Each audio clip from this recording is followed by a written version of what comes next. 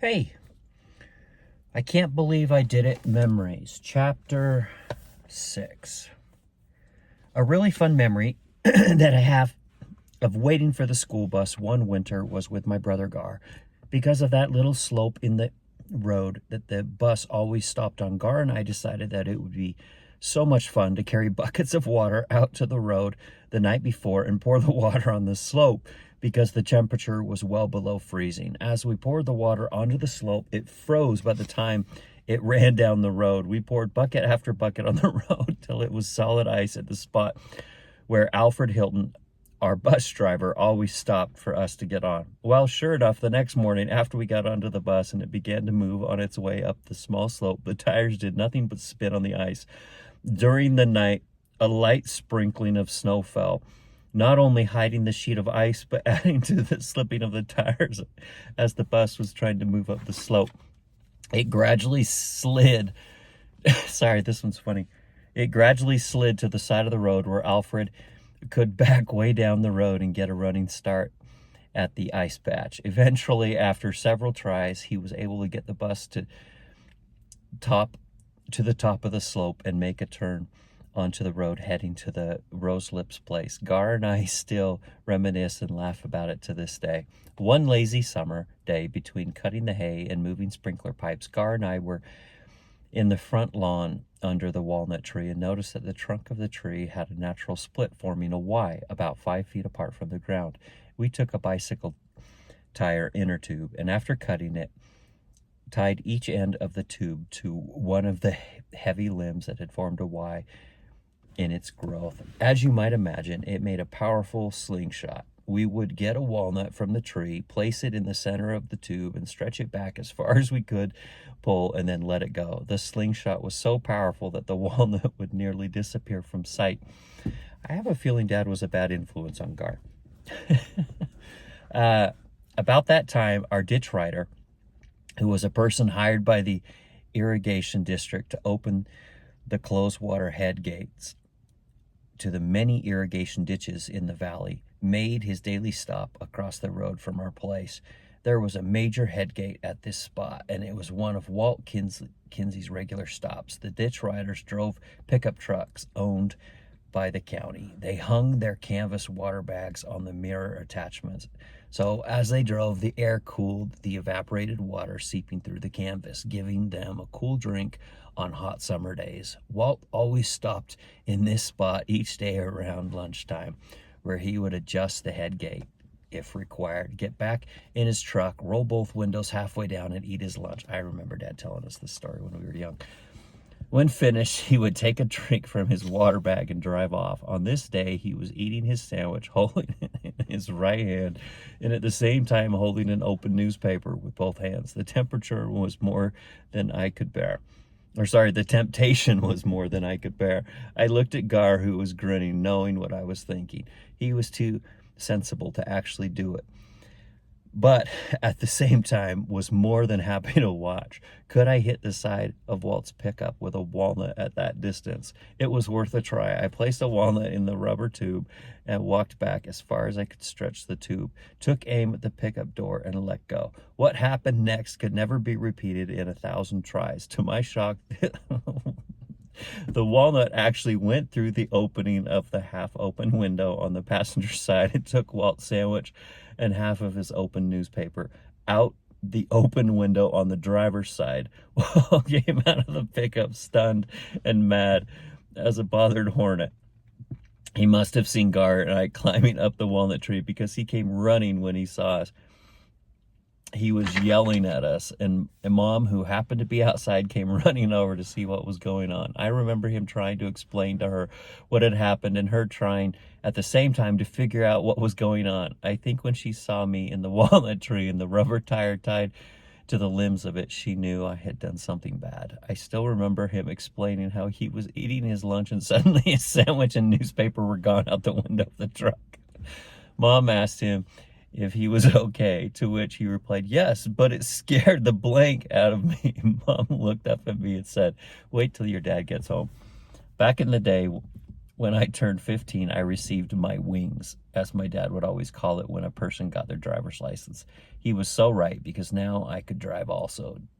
Dave and I were able to convince Dad that we needed a car. So we bought a 1964 Rambler. It was far from cool, but it was a car. I didn't really count it as my first car because we both owned it together. In fact, I'm not sure if we actually owned it or if Dad just got it for us to drive. It seems like Dave and I sold a couple of steers together, and we owned and used that money to purchase it. In any event, this is where I became much more independent than I already was. Dad was always clipping my wings, as he called it. That was another term for temporary groundings. It would be compared to my grandson Logan getting his phone taken away for a couple of days. I soon learned the rules, however, and tried to stay between the lines as best I could. It was about this time that my friends and I decided to form a club, not a gang.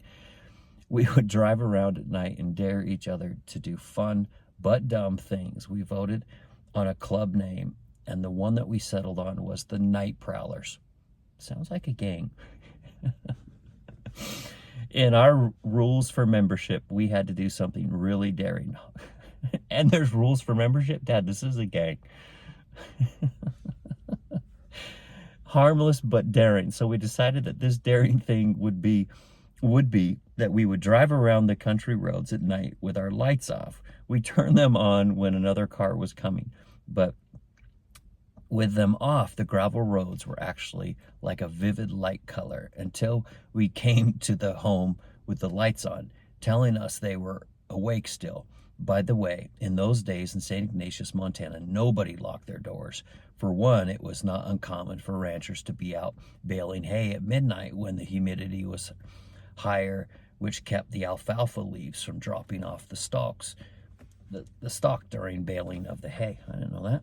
So when we found a house with the lights on, the initiation into the Night Prowlers Club was to run into someone's house, circling through the living room, and run back out and jump into the car, which was the Rambler. The night of my official initiation went a little different. As we were driving around, deciding where or whose place I was going to run through, I suddenly decided that the perfect place would be the Umphreys. This was Mike Umphreys' house, who was a member of our club but not with us that night. It would be great because he would know what was going on, but his parents would not, because he couldn't let them in on all of this for obvious reasons. Secrecy sounds like a gang or secret combinations. I don't know. Number one thing being he would be instantly grounded. As we approached their house, I could see that there was no lights on except for the bluish flickering of the television. Perfect. I jumped out of the Rambler. Stan was driving. After Stan turned the lights off and ran to the back door, it was unlocked, and in I rushed. I headed straight for the living room where the television, now visible and blaring away on the Johnny Carson show.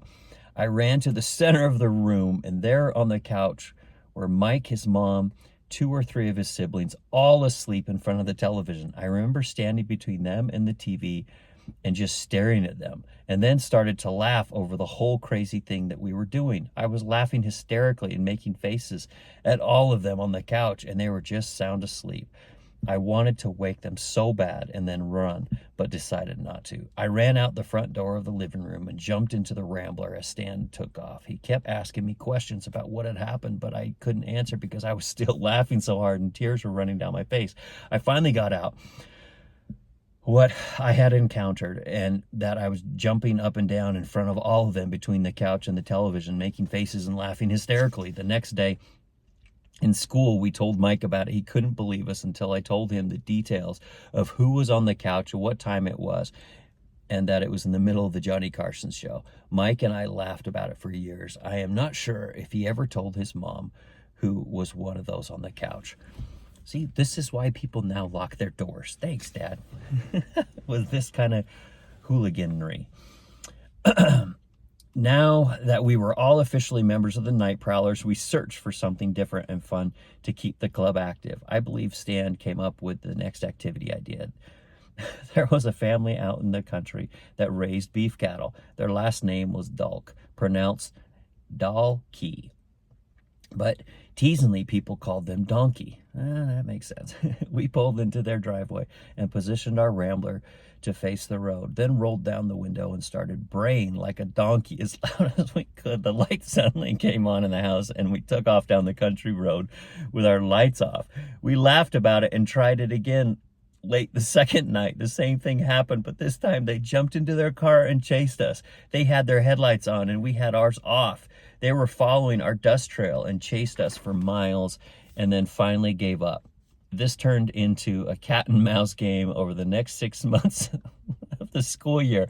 They only almost caught us one time. They were getting close in their chase, but we suddenly turned off the main gravel road into a single lane drive leading down to Grandpa Jensen's place.